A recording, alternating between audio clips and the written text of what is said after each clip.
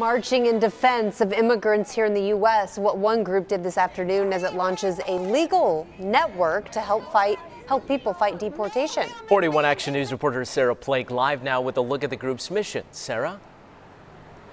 Well, that march ended here at the Plaza Fountain, and this comes about because of the deportations and detainments that are on the rise here in Kansas City, and that's sparked a debate about immigrant rights, and this organization forming is just one of the many answers to that debate.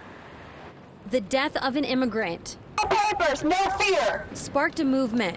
Yes, we can. With a day of discussion and a march, immigrant advocates and attorneys launched the Deportation Defense Legal Network, or DDLN. The hard part is the identifying the detainee and then connecting the detainee to the attorney. You know, ICE, DHS, they work really hard to isolate the detainees.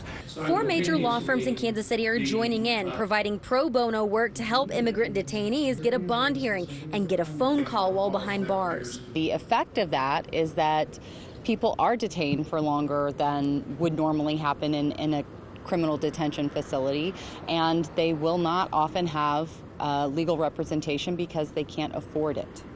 So the impact is that Polsnelli and other firms in the area want to assist these detainees at the time of bond hearing. Giancarlo Jimenez Joseph is the young man who made these advocates decide they needed to help.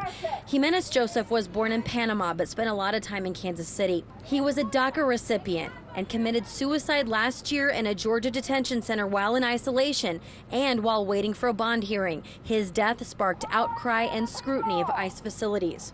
The rise of an army of legal defenders in Kansas City who will ensure the basic legal rights of immigrants are protected from the moment they are detained. And over in D.C., a petition is moving through the House that would bring about a vote on immigration reform legislation, and that is something that Congress has failed repeatedly to accomplish.